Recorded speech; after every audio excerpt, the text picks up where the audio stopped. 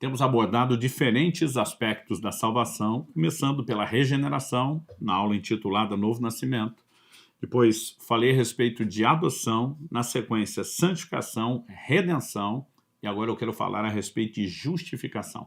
Nas próximas aulas, na sequência, ainda falarei sobre reconciliação e glorificação, fechando com isso 7 aspectos, da salvação que são complementares, não são divergentes e nos ajudam a compreender um pouco melhor aquilo que Deus tem feito em favor de cada um de nós.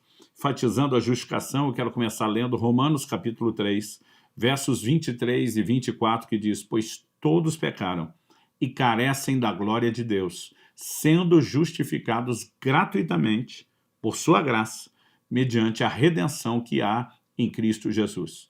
Então, quando a Bíblia fala do homem pecando e carecendo da glória de Deus, ou separado dela, aponta a necessidade de salvação. Mas vai falar a respeito da justificação, vai dizer que ela acontece mediante a redenção, ou seja, esses aspectos eles se relacionam, e aqui nós compreendemos que o remédio de Deus para o fato de que os homens pecaram era prover por meio de Cristo não apenas a salvação, a redenção, que como falei na aula anterior, é o resgate da propriedade, mas a justificação, que é a capacidade de tornar o homem que não era justo em alguém justo por meio da obra de Cristo. Então, em primeiro lugar, nós precisamos remeter a um assunto que a gente já vem falando desde o início dessas aulas, onde a ênfase se tornou a obra da salvação, a doutrina da salvação, que é a condição do homem depois da queda. Romanos capítulo 5, verso 12, diz: quando o primeiro homem pecou, não apenas o pecado, mas a consequência do pecado e a morte, inevitavelmente, essa declaração que fizemos do homem carecer da glória de Deus, estar destituído, separado dela, isso foi transmitido a todos os homens. Isso significa que cada um de nós já nasceu distante de Deus, injusto, na condição de pecador, e, portanto, o homem não tem justiça própria. Isso é uma declaração que é enfatizada, ela é repetida na palavra de Deus, e eu quero citar um texto que particularmente me chamava muito atenção, eu diria mais do que chamar atenção, quando eu via essa expressão quando criança, eu confesso que ele chegava a me assustar. Isaías, no capítulo 64, no verso 6, a Bíblia diz assim: todos nós somos como um imundo, e todas as nossas justiças são como trapo da imundícia. Então, eu quero pegar essa declaração aqui: todos nós somos como um imundo, ou seja, não tem gente pura, e as nossas justiças, todas elas, são como o trapo da imundícia. Primeira coisa, o que quer que seja o significado dessa expressão, obviamente não é bom, e trapo de imundícia já mostra que nós não temos justiça nenhuma.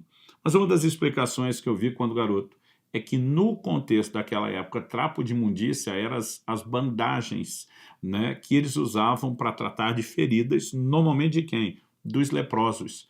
E, obviamente, quando se trocava aquele curativo do ferimento, aquilo saía não apenas com pus, mas com carne podre, e até por medidas higiênicas não servia para absolutamente nada. Não adiantava nem querer lavar e recuperar aquilo.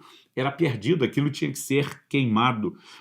E eu lembro de ouvir essa explicação e pensando, essas são as nossas justiças. Então, obviamente, a Escritura apresenta uma visão e uma ideia de um homem que não tem a capacidade de oferecer por si mesmo, pelo seu comportamento, pelo seu esforço, pela sua dedicação, justiça alguma.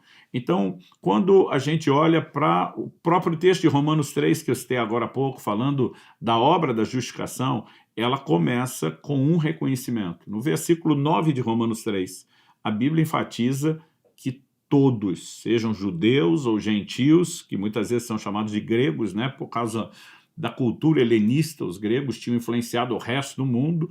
Então, quando a Bíblia fala judeu e grego, você lê o resto do mundo, os gentios, os não-judeus. Então, a gente lê em Romanos 3, eu vou ler do verso 9 até o 12. Paulo diz: que se conclui? Temos nós alguma vantagem? Não, de forma nenhuma. Nós, ele está falando em nome dos judeus. Pois já temos demonstrado que todos, ênfase aqui no todos, tanto judeus como gregos, estão debaixo do pecado. Ou seja, ponto final. Todos estão debaixo do pecado. Então ele vai citar parte do Antigo Testamento, como está escrito: Não há justo, nenhum sequer. Não há quem entenda, não há quem busque a Deus. Todos se desviaram e juntamente se tornaram inúteis. Não há quem faça o bem, não há nenhum sequer. Eu estou interrompendo a citação, né, do texto apresentado aqui pelo apóstolo, ela vai longe. Nós temos aqui uma referência a algumas porções do Antigo Testamento, entre eles nós temos a citação aqui do Salmo 14, por exemplo, né? Temos a citação do Salmo 53, mas a conclusão a que se chega, ela vem a partir do verso 19, né? Mostrando não apenas que as pessoas já nascem desprovidas de qualquer justiça, mas que a única forma de experimentar justiça é por meio daquele único que justifica, que é Cristo Jesus. Então, em Romanos, no capítulo 3, a partir do verso 19, eu quero ler até o verso 27, nós temos um texto que é autoexplicável, né? O texto diz assim: ora, sabemos que tudo o que a lei diz é dito aos que vivem sobre a lei, para que toda a boca se cale e todo mundo seja culpável diante de Deus. Então ele está falando da lei, citou os textos dizendo que não tem ninguém justo diante de Deus, né? E ele está dizendo para que toda a boca se cale, que ninguém tenha desculpa, todo mundo seja culpado diante de Deus. Verso 20, porque ninguém será justificado diante de Deus por obras da lei, pois pela lei vem o pleno conhecimento do pecado. Então, mesmo a tentativa do homem de obedecer um mandamento divino não tornava justo. O propósito da lei era nos guiar como um aio até Cristo, como diz Paulo aos Gálatas, não apenas sinalizando profeticamente que o Cristo viria, o que ele faria por nós, mas também ao demonstrar ao homem a sua miséria e a sua necessidade de um Redentor. Então, no verso 21, Paulo começa a falar sobre a fé, mas agora sem lei. A justiça de Deus se manifestou, sendo testemunhada pela lei e os profetas, porque toda ela apontava para Cristo.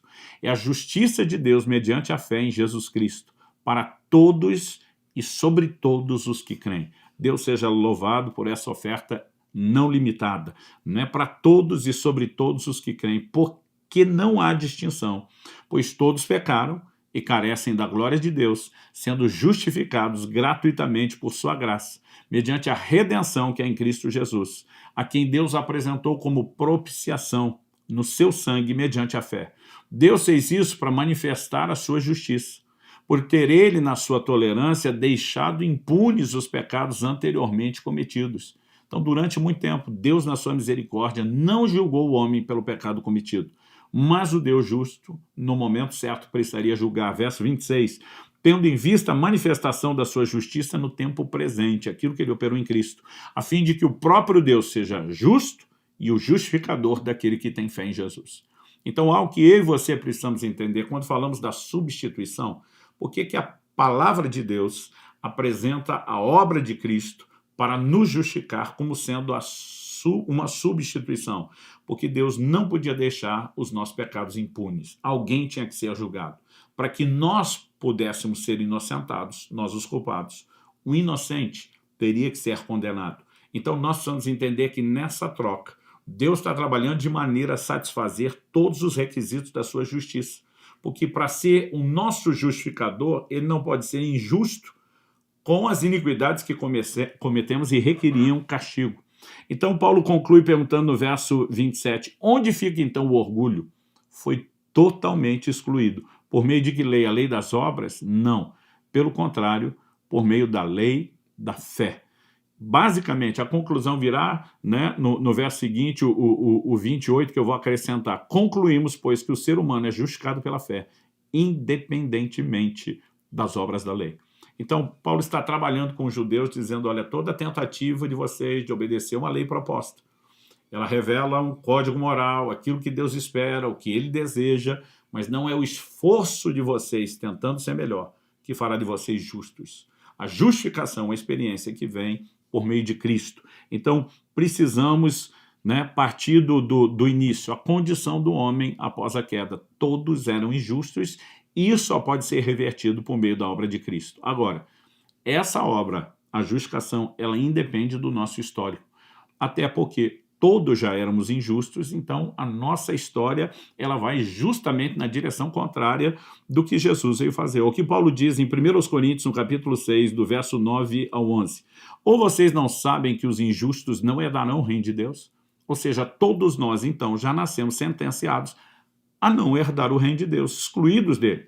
Mas ele diz, não se enganem, nem imorais, nem idólatras, nem adúlteros, nem afeminados, nem homossexuais, nem ladrões, nem avarentos, nem bêbados, nem maldizentes, nem roubadores herdarão o reino de Deus. Mas ele diz, alguns de vocês eram assim. Porque Deus não está falando das pessoas, Deus está falando das suas práticas e da condenação que cada uma dessas práticas requer. Mas ele diz, alguns de vocês eram assim, se não uma coisa, outra, alguns a façanha de quase todas, né, as características da lista. Ele diz, mas vocês foram lavados, foram santificados, foram justificados no nome do Senhor Jesus Cristo e no Espírito do nosso Deus. Então, independente do nosso histórico, a justificação é baseada na obra de Cristo. Então, reconhecemos a condição do homem depois da queda, ninguém justo, ninguém poderia reverter sua situação por si mesmo, todos dependíamos daquilo que Cristo viria fazer por nós. A humanidade precisava de alguém que a justificasse. E a solução, sabemos, obviamente, os textos já apresentam, sinalizam isso com clareza.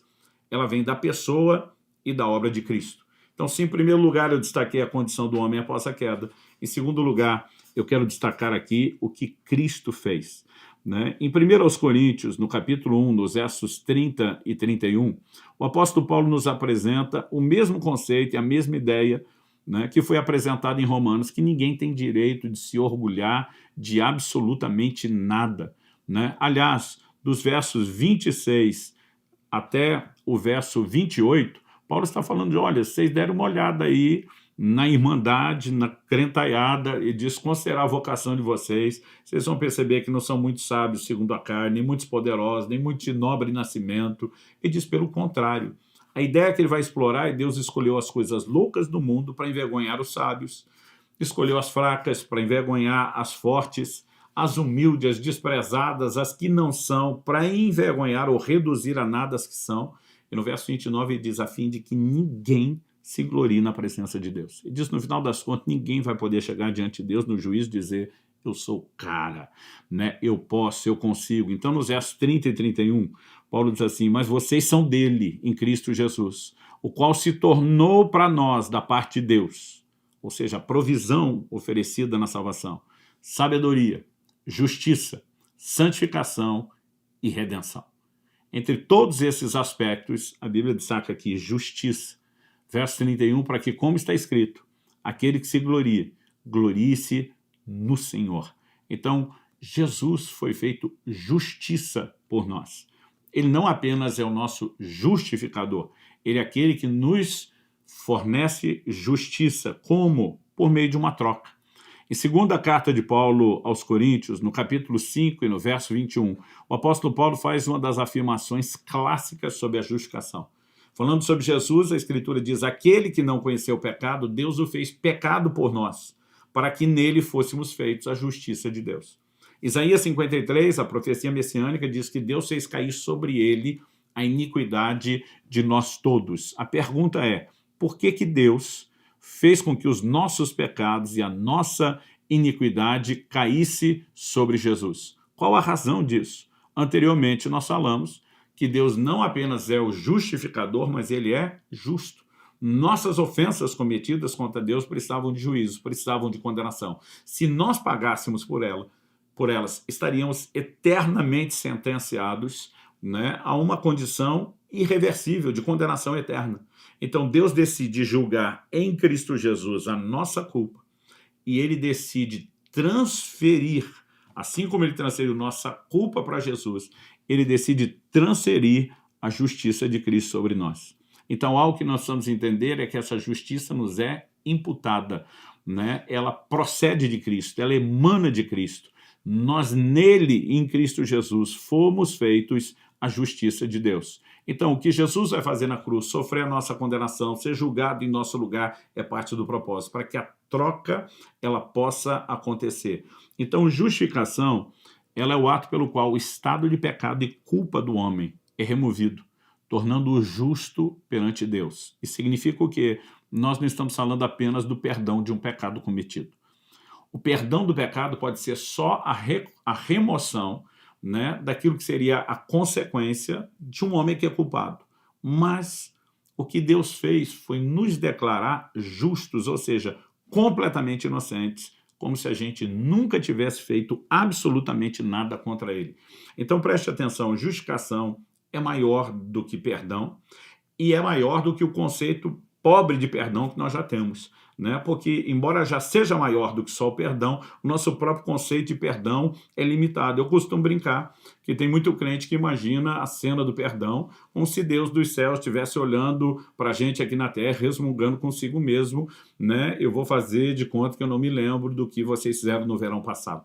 E você precisamos entender que a obra de Deus não é essa. Quando a Bíblia diz que ele nos justificou, ele nos tornou justos. Quem é o justo? Justo é alguém que não errou. Mas a maioria de nós pensa, não, eu sou justo a partir de agora, a partir do momento que eu nasci de novo, né? Eu fui justificado para daqui em diante. A minha pergunta é só isso mesmo? Você tem certeza que a Bíblia limita a justificação para a partir do momento que você se converteu em diante e nada em relação ao seu passado? Pois eu quero lhe garantir que a sua justificação ela é retroativa. Ou seja, ela não apenas é daqui para frente, mas ela também inclui o seu passado. Me deixe ilustrar isso de outra forma. Imagine que toda a sua vida foi filmada e que você pudesse ter acesso a essas filmagens, não só o filme, o seriado da sua vida. E você fosse assistir esse streaming, esse banco de dados de gravações e fosse visitar os episódios da sua vida dos quais você mais se envergonha. Sabe qual seria a surpresa se você fosse usar o banco de dados lá do céu na hora de assistir esses vídeos? Você ia ficar surpreso, porque você ia dizer assim, o ator principal ainda sou eu. O cenário permanece o mesmo porque as coisas aconteceram nos mesmos lugares. Mas a sua surpresa seria, alguém mudou o roteiro, o script desse filme. Alguém editou esse filme. Porque se você voltasse a assistir esse filme, você não enxergaria absolutamente nada de errado, nenhuma culpa. Algo que eu e você precisamos compreender é o que Deus fez quando ele jogou a nossa culpa em Cristo e transferiu a justiça de Deus para mim e para você. Quando a Bíblia diz nele, está falando de uma posição que nós temos em Cristo Jesus. O que é que significa isso? Nós precisamos entender, né, compreender nas Escrituras algo chamado identificação. Em Colossenses 3, de 1 a 3, a Bíblia diz assim, portanto, se vocês foram ressuscitados juntamente com Cristo, busquem as coisas lá do alto, onde Cristo vive, assentado à direita de Deus. Pensem nas coisas lá do alto e não nas que são aqui da terra, porque vocês morreram e a vida de vocês está oculta juntamente com Cristo em Deus. O que significa a expressão está oculta? A NVI traduziu assim, a sua vida está escondida com Cristo em Deus. O que significa essa declaração? Vamos ilustrar isso da seguinte forma. Eu coloco aqui diante de vocês a minha mão direita. E eu pego a minha mão esquerda e escondo atrás da mão direita. O que significa isso? Quando você está olhando, você não pode ver a mão esquerda porque ela está escondida atrás da direita. Ainda que você tenha informação, ainda que eu te conte, eu a escondi. A Bíblia diz, nossa vida está escondida com Cristo em Deus. O que significa isso? Quando Deus nos olha, ele não vê os injustos que somos nós que nascemos, cuja justiça é como trapo de imundície. Quando ele nos olha, ele vê Cristo. E nós estamos escondidos em Cristo, naquilo que ele fez. Então Deus não enxerga a nossa injustiça. Ele enxerga a justiça de Cristo que nos foi imputada. Em Números, no capítulo 23, nós temos uma declaração que é parte da profecia de Balaão, que ela me choca desde que eu era garoto. Números 23, 21. A Bíblia diz assim, não viu iniquidade em Jacó, nem contemplou desventura em Israel. Eu lembro de parar para pensar nesse texto, não viu iniquidade em Jacó. Dizer, meu Deus, se tem um povo que pecou, que era profissional, né, na quantidade, na intensidade de pecado, era a nação de Israel, como é que o Senhor não viu iniquidade em Jacó? Eu falei, isso não é nem problema de vista, isso tem que ser cegueira. Como o Senhor não viu? Essa declaração não está falando de Deus limitado a enxergar, não está falando de um problema na onisciência de Deus, a capacidade de conhecer todas as coisas, está falando de algo profético. Um dia se levantaria alguém que se posicionaria sofrendo toda a culpa de toda a injustiça que nós cometemos e nos transferindo. Isso poderia ser recebido por meio da fé, e uma das características da fé é que ela se identifica, transferindo a sua justiça. E porque nós estaríamos escondidos nele, Deus não vê a iniquidade. O que precisa remeter a mim e a você um entendimento do que é a obra de Cristo, né, do que é a obra da justificação. Ela é o oposto da condenação. Eu olho para alguns crentes e eles parece que vivem tentando acreditar se realmente foram perdoados, se foram perdoados de tudo, né? Se o perdão é para valer, e muitas pessoas realmente elas não entram nesse lugar de compreensão e de percepção daquilo que Deus tem para elas, né? Nós precisamos entender que a justificação é o oposto da condenação. Em Romanos, no capítulo 8, nós temos uma declaração, né, a respeito da obra da justificação e que ela não combina com a ideia de condenação ou culpa. Romanos capítulo 8, verso 1 diz: agora, pois, já não existe nenhuma condenação para os que estão em Cristo Jesus. A Bíblia não está dizendo que existem poucas. A Bíblia não está dizendo que a lista diminuiu consideravelmente. A Bíblia diz: já não tem, não resta, não existe nenhuma condenação. Nos versículos 33 e 34 de Romanos 8, nós temos novamente a mesma declaração de Paulo, que dessa vez vem na forma de de perguntas. Romanos 8, 33 e 34, ele questiona: quem tentará acusação contra os eleitos de Deus? É Deus quem os justifica. Quem os condenará? É Cristo Jesus quem morreu, ou melhor, quem ressuscitou, o qual está à direita de Deus e também intercede por nós. A Bíblia diz: quem tentará acusação? Deus o justificou. Não significa que não vão tentar de fato nos acusar, que as pessoas não possam falar contra, e que mesmo o diabo, que na Escritura é chamado de o acusador dos nossos irmãos, que vive para nos acusar, que não tente fazer isso. Mas a Bíblia está nos mostrando que essas acusações não se sustentam diante do trono de Deus. Me lembro quando garoto, ouvindo um pregador dizendo do trabalho inútil do diabo, de ficar tentando nos condenar diante de Deus quando temos um advogado, alguém que intercede por nós, né? E ele simulava de uma maneira dramática um teatrinho, falando do diabo: olha, no dia tal, fulano de tal fez isso, isso e isso. E Deus dizia: vamos conferir nos registros, e dizia: olha, infelizmente não tem nada registrado de acordo com a sua queixa, porque no registro dessa pessoa, nesse diário, nesse dia, só tem o sangue do meu filho, né? Apesar daquela tentativa de dramatizar não ser necessariamente algo que, literalmente falando, a gente diria bíblico, era a tentativa de nos chamar para um lugar de percepção de que a justificação é o oposto da condenação.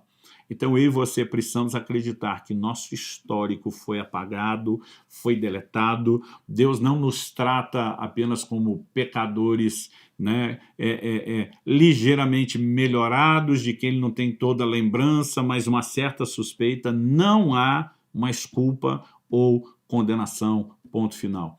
Em 1 Tessalonicenses, no capítulo 3 e no versículo 13, a Bíblia diz: a fim de que o coração de vocês seja fortalecido em santidade, isento de culpa, na presença de nosso Deus e Pai, na vinda de nosso Senhor Jesus com todos os santos.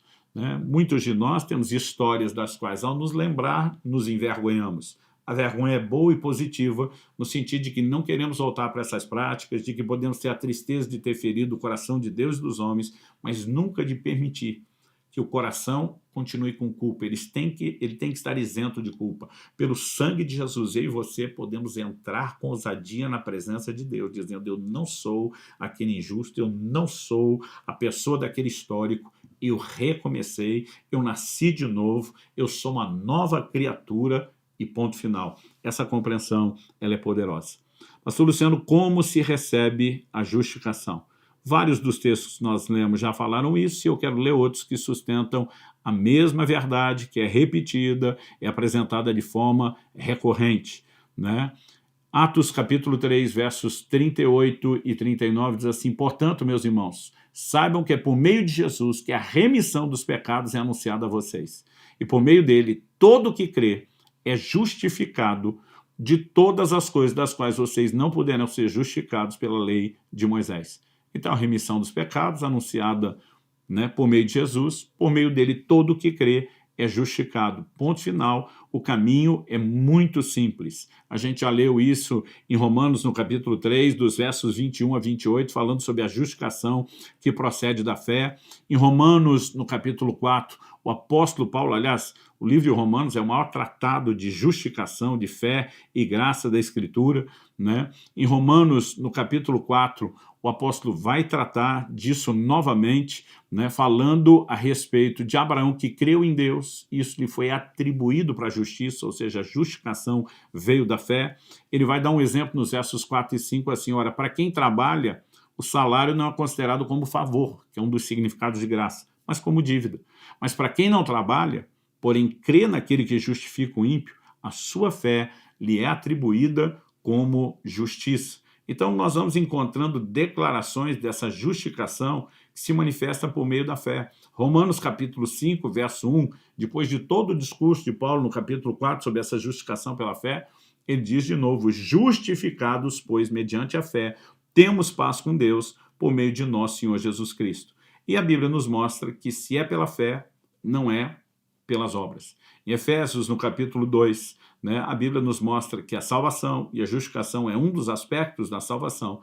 A Bíblia nos mostra que a mesma se dá exatamente nesse formato.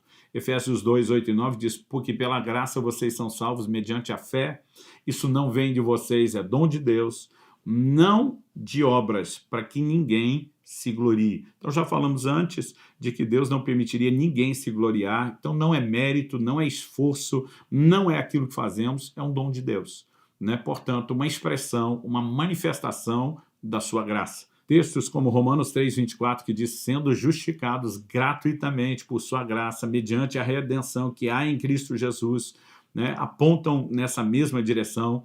Em Romanos, no capítulo 5 e no verso 17, o apóstolo Paulo também vai fazer declarações a respeito do que Jesus veio fazer, e ele diz, se a morte reinou pela ofensa, e por meio de um só, uma referência a Adão, muito mais os que recebem a abundância da graça e o dom da justiça reinarão em vida por um só, a saber, Jesus Cristo. A justiça, a justificação é um dom, é uma dádiva, ela nos é imputada em Cristo Jesus, como? Pela fé.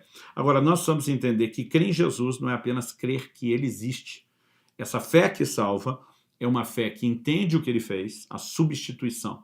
A gente fala muito de troca nesses aspectos da salvação, e entender a substituição é a base de tudo. O reconhecimento da substituição nos leva aonde? A um lugar de apropriação. O apóstolo Paulo diz a Timóteo, toma posse da vida eterna.